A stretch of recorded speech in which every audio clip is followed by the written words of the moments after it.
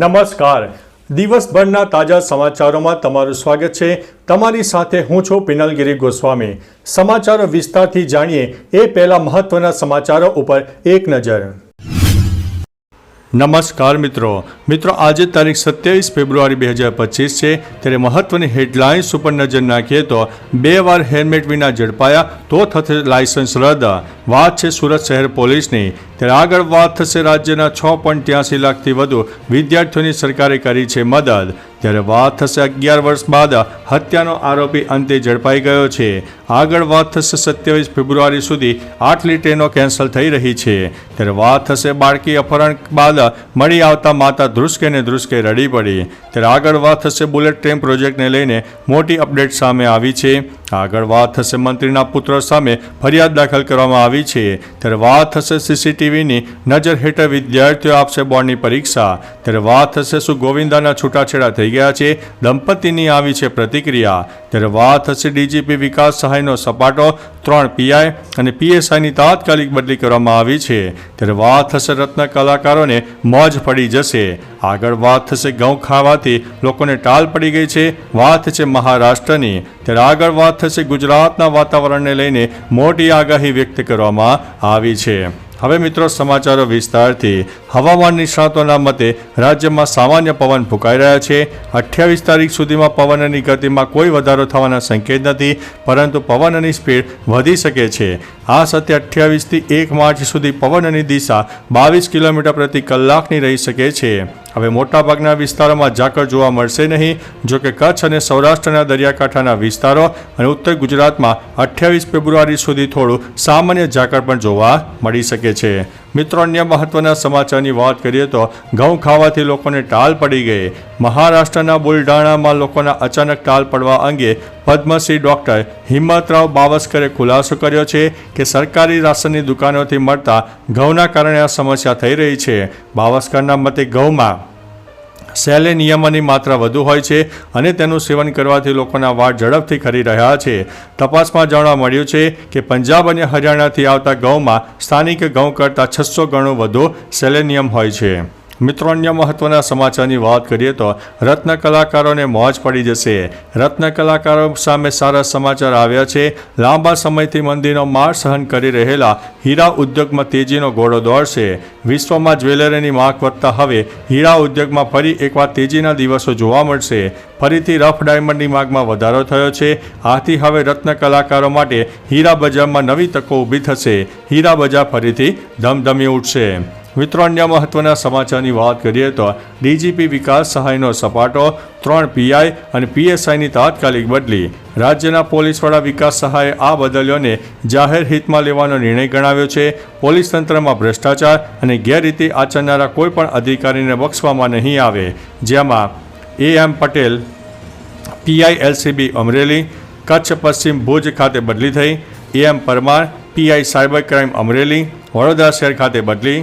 Kusumben Parmar PSI LCB Amreli, Vadodara ગ્રામ્ય ખાતે બદલી કરવામાં આવી છે. મિત્રો અન્ય મહત્વના સમાચારની વાત કરીએ તો શું ગોવિંદાના છૂટાછેડા થઈ ગયા છે, દંપતીની આવી છે પ્રતિક્રિયા.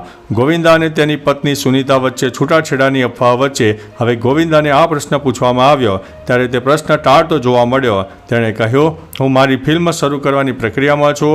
ગોવિંદાના મેનેજર શશી સિંહાએ કહ્યું કે પરિવારના કેટલાક સભ્યો આપેલા નિવેદનોને કારણે દંપતી વચ્ચે કેટલાક મુદ્દાઓ ઊભા થયા છે, પરંતુ તેનાથી વધુ કાંઈ જ નથી. જોકે સુનીતાએ હજુ સુધી કોઈ પ્રતિક્રિયા આપી નથી. મિત્રો અન્ય મહત્વના સમાચારની વાત કરીએ તો સીસીટીવીની નજર હેઠળ વિદ્યાર્થીઓ આપશે બોર્ડની પરીક્ષા.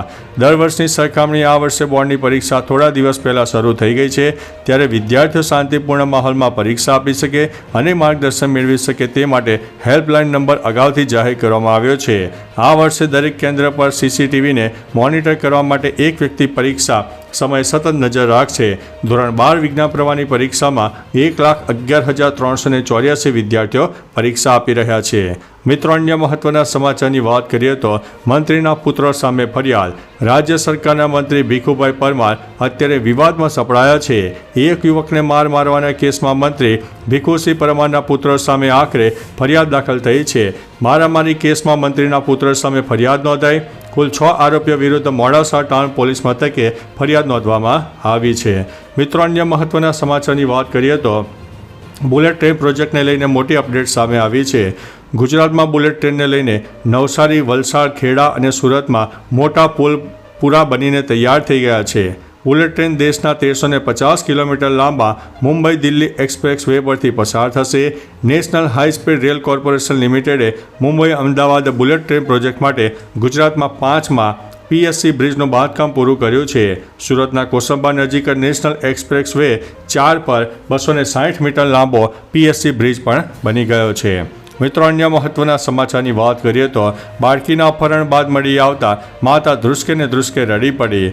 સુરતના કાપોદ્રા વિસ્તારમાં આવેલી સોસાયટીમાંથી માસૂમ 2 વર્ષની બાળકીના અપહરણ કેસમાં આરોપીની દાહોદ ખાતેથી પોલીસે ધરપકડ કરી ગણતરીના કલાકોમાં ભેદ ઉકેલી કાઢ્યો. સાથે જ માસૂમ બાળકીને અપહરણ કાંટાના ચુંગાલમાંથી મુક્ત કરાવીને પરિવાર સાથે મિલન કરાવ્યું. જ્યાં પોલીસની આ કામગીરીને પરિવાર અને સોસાયટીના લોકોએ બિરદાવીને અભિવાદન પણ કર્યું હતું. મિત્રો, અન્ય મહત્વના સમાચારની વાત કરીએ તો 27 ફેબ્રુઆરી સુધી આટલી ટ્રેનો કેન્સલ થઈ. ભારતીય રેલવે દ્વારા પ્રયાગરાજમાં મહાકુંભમાં કરોડો યાત્રી દર્શન પવિત્ર કરવા માટે પહોંચી રહ્યા છે. પરંતુ 26 ફેબ્રુઆરીના રોજ મહાશિવરાત્રિના દિવસે થતા અમૃત સ્નાન પહેલાં રેલવે તરફથી શ્રદ્ધાળુઓ માટે મુશ્કેલી વધી ગઈ. રેલવે અલગ અલગ રૂટની 22 ટ્રેનો કેન્સલ કરી દીધી. મહાશિવરાત્રિ પર તમે પણ જો પવિત્ર સ્નાન માટે ગયા હોય તો આ મુસીબતનો તમારે સામનો કરવો પડ્યો હશે. મિત્રો, અન્ય મહત્વના સમાચારની વાત કરીએ તો 11 વર્ષ બાદ હત્યાનો આરોપી ઝડપાયો છે. શહેરના વટવા GIDC વિસ્તારમાં વર્ષ 2014માં થયેલા લૂંટના ઈરાદે હત્યા કેસમાં ફરાર આરોપીની ક્રાઇમ બ્રાન્ચે ધરપકડ કરી છે. આરોપી વેશ પલટીને અલગ અલગ રાજ્યમાં રહેતો હતો. ક્રાઇમ બ્રાન્ચને મળતી માહિતી હતી કે આરોપી કર્ણાટકમાં મેળામાં નોકરી કરે છે. તે માહિતીના આધારે ધરપકડ કરી લીધી છે. છેલ્લા 11 વર્ષથી હત્યાને અંજામ આપીને નાસ્તો ફરતો આરોપી પકડાઈ ગયો છે. હત્યારા સામે પોલીસે કાયદેસરની કાર્યવાહી હાથ ધરી છે. મિત્રો, અન્ય મહત્વના સમાચારની વાત કરીએ તો રાજ્યના 6.83 લાખથી વધુ વિદ્યાર્થીઓની સરકારે મદદ કરી છે.